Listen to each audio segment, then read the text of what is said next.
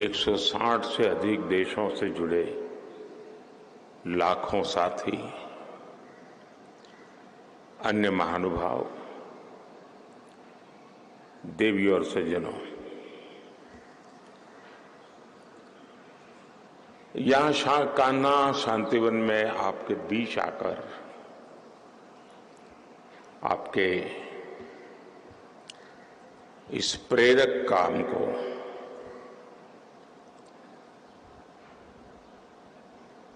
निकट से देखने का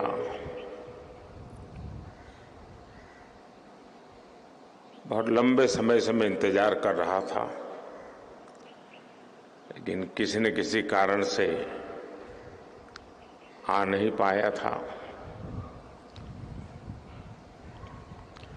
और पूज्य दादी की शिकायत रहती थी कि मोदी जी दुनिया भर के लोगों को तो धक्का मार मार के भेजते हैं, खुद नहीं आते हैं।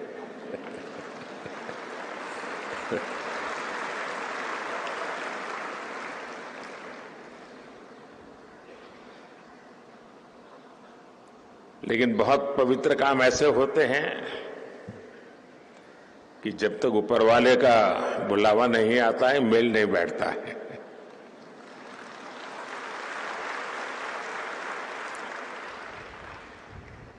हार्टफुलनेस के लिए आपकी स्पिरिट निश्चित रूप से इस केंद्र को और आपके वैश्विक प्रयासों को अलग आयाम देती है। भाई कमलेश जी, जो हम सब पूजनीय दादी के रूप में ही जानते हैं, जो काम मानवता के लिए किया है वो वाकई अद्भुत है।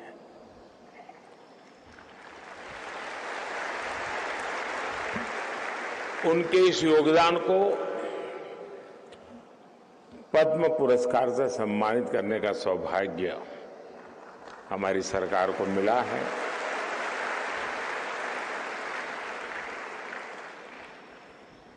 और इन दिनों पद्म पुरस्कारों की परंपरा हमने ऐसी बनाई है कि उसके कारण पुरस्कार स्वयं ही सम्मानित हो जाते हैं।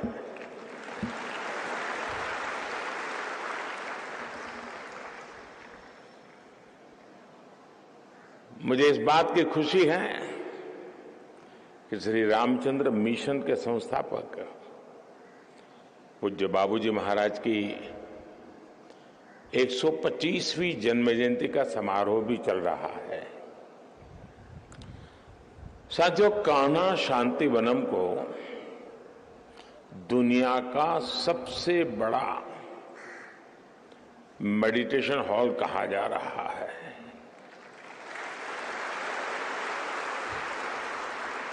जब इस हॉल में 1 लाख लोग एक साथ ध्यान लगाएंगे तो जो ऊर्जा यहां पैदा होगी उसका अंदाजा लगाया जा सकता है।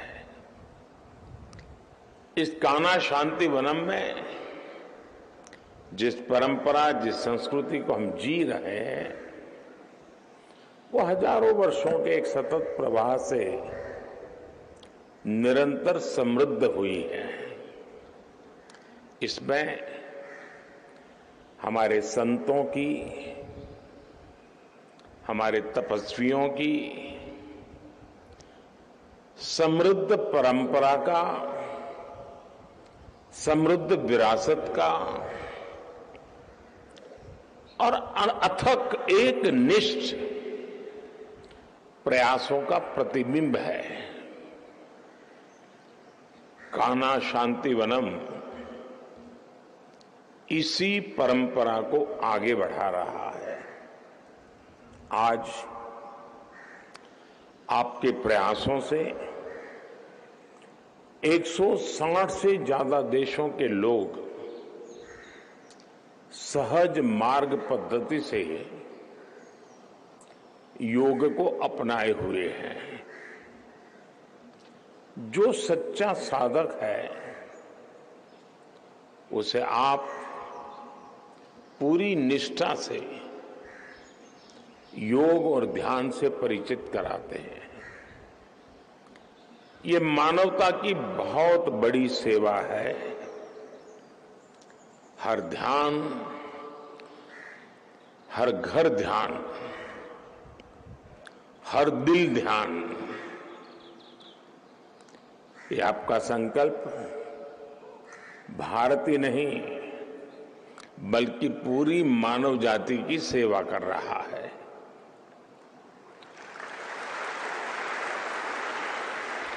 पूज्य लाला जी, पूज्य बाबू जी, पूज्य चारी जी और अब पूज्य दाजी ज्ञान और ध्यान की एक निर्मल धारा है जो यहां निरंतर प्रवाहित होती रही है। दुनिया में भली भांति के अधिकारों की चर्चा होती है, लेकिन बाबूजी मानते थे कि चेतना का विकास हर व्यक्ति का जन्मसिद्ध अधिकार है। और दादी की विनम्रता के तो हम सभी कायल हैं। कहीं रास्ते में मिल जाए तो पता नहीं चलेगा कि वो महापुरुष है। समाज जीवन में मुझे अनेक महान प्रेरकों से मिलने का, उनके दर्शन करने का, कभी उनसे सत्संग करने का भी सौभाग्य मिला है। और मैं आज कह सकता हूं कि उसमें दादी भी एक है।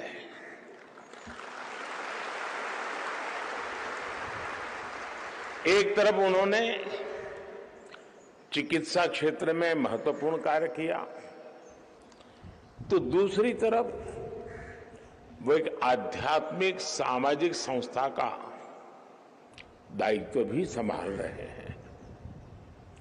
ये उन युवाओं के लिए बहुत बड़ी प्रेरणा है जो मानवता के लिए कुछ करना चाहते हैं,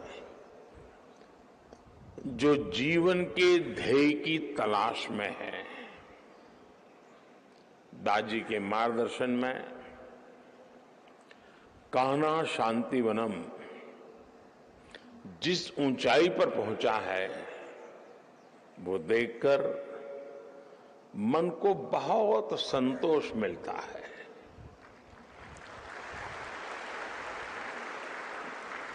पूज्य दादी और श्री रामचंद्र मिशन ने जिस प्रकार साइंस और स्पिरिचुअलिटी को जोड़ा है, वो भी वर्तमान युग और आने वाले युग में एक सशक्त भूमिका अदा करेगा। पूज्य संतगण, इतिहास साक्षी है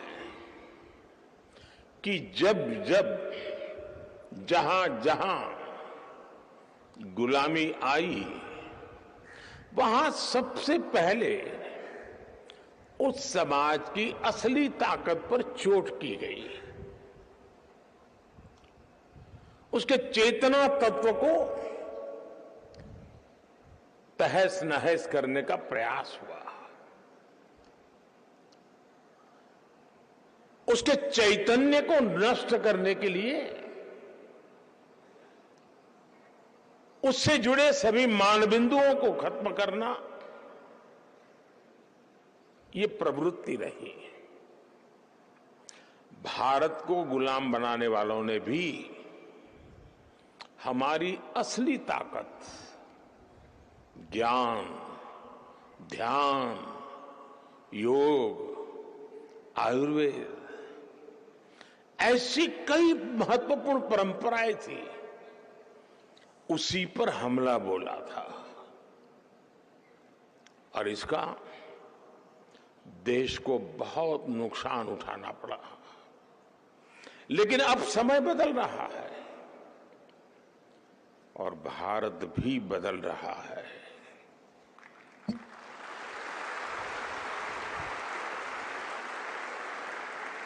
ये भारत की आजादी का अमृत काल है। आज हम सभी भारतीय जो भी फैसले लेंगे, जो भी काम करेंगे, वो आने वाली सदियों का भविष्य निर्धारित करेंगे। और इसीलिए मैंने लाल किले से पंच प्राणों का आह्वान किया था। अमृत काल के ये पंच प्राण है विकसित भारत का निर्माण, गुलामी की हर सोच से मुक्ति, विरासत पर गर्व, एकता और एकजुटता और अपने अपने कर्तव्य का पालन। आप भी हमारी समृद्ध विरासत को आगे बढ़ाकर समृद्ध भारत के निर्माण में अपना योगदान दे रहे हैं। और समृद्धि सिर्फ धन दौलत से ही नहीं आती, बल्कि इसमें सांस्कृतिक उत्थान का भी उतना ही महत्व होता है। आज भारत आर्थिक, सामरिक और सांस्कृतिक हर प्रकार से पुनर्जागरण के दौर में प्रवेश कर रहा है। बीते 10 वर्षों में हमने हर प्रकार से अपनी सांस्कृतिक विरासत को सशक्त करने का प्रयास किया है। योग हो, आयुर्वेद हो, आज पूरे विश्व में भारत के ज्ञान भंडार की व्यापक चर्चा हो रही है। भारत के प्रयास से संयुक्त राष्ट्र ने 21 जून को अंतर्राष्ट्रीय योग दिवस भी घोषित किया है। अब समय आ गया है कि हम अपनी इस विरासत को एक अभूतपूर्व ऊंचाई पर ले जाएं और इसमें श्री रामचंद्र मिशन और उससे जुड़े साधकों की, आप सबकी बहुत बड़ी भूमिका है। साथियों, विकसित भारत के निर्माण के लिए हमें इस अमृतकाल में 4 पिलर्स पर फोकस करना है। मैं इन्हें अमृत स्तंभ भी कहता हूं। ये अमृत स्तंभ है हमारी नारी शक्ति, हमारी युवा शक्ति, हमारी श्रम शक्ति और हमारी उद्यम शक्ति। इसमें हमारे गरीब, श्रमिक, किसान, पशुपालक, मछुआरे, व्यापारी, विद्यार्थी, नौजवान, हर कोई शामिल है। इनका सशक्तिकरण और इनका आत्मविश्वास बढ़ाना और उनको अनेक विध अवसर उपलब्ध कराना, ये समय की मांग है, बहुत आवश्यक है। इनकी आवश्यकताओं की पूर्ति करना, इनकी आकांक्षाओं की पूर्ति करना, ये सरकार की सर्वोच्च प्राथमिकताओं में से एक है। एक जमाना था जब सुविधाओं के लिए सरकारी दफ्तरों के चक्कर काटने पड़ते थे। अब हमारी सरकार लाभार्थियों के दरवाजे तक पहुंच रही है। इसलिए 15 नवंबर को ही देश भर में हमने विकसित भारत संकल्प यात्रा भी शुरू की है। देश में हो रहे विकास का लाभ सभी तक पहुंचे, कोई पीछे न छूटे, यही हमारा लक्ष्य है। साथियों, इस अमृतकाल में आज की युवा पीढ़ी को जागरूक करने में, सशक्त करने में आप सभी की, श्री रामचंद्र मिशन की भूमिका कई गुना बढ़ गई है।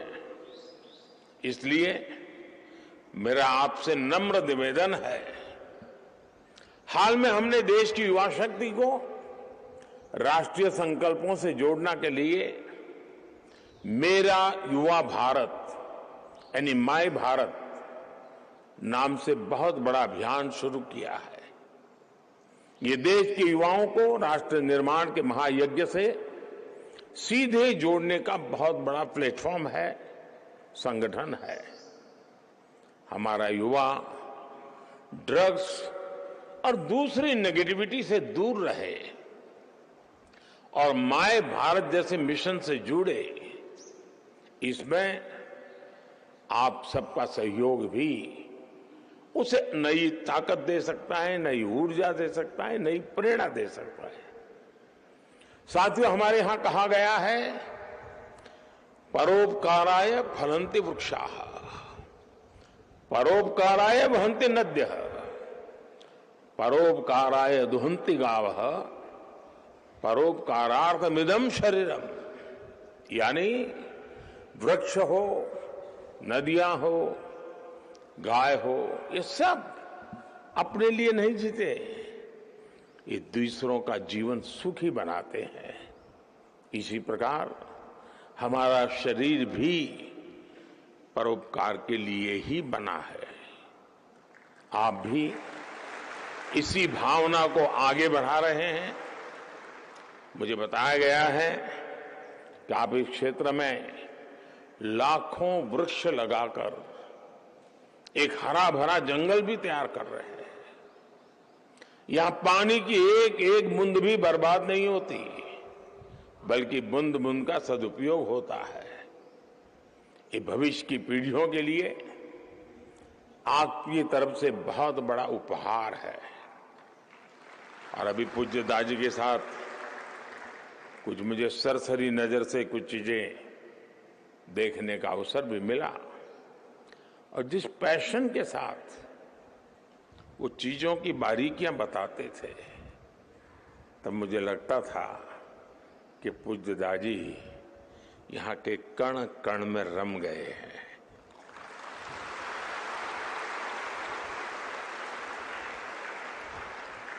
आप सभी मानवता को शांति और सुख अविरत धारा की तरह बांटते रहे, बहाते रहे। विकसित होता हुआ भारत खुद को एक विश्व मित्र के रूप में देखता है, और आप सभी विश्व मित्र भारत। और कोरोना के बाद तो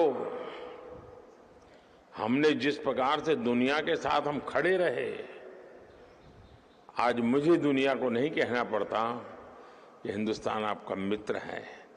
दुनिया कहती है भारत हमारा मित्र है।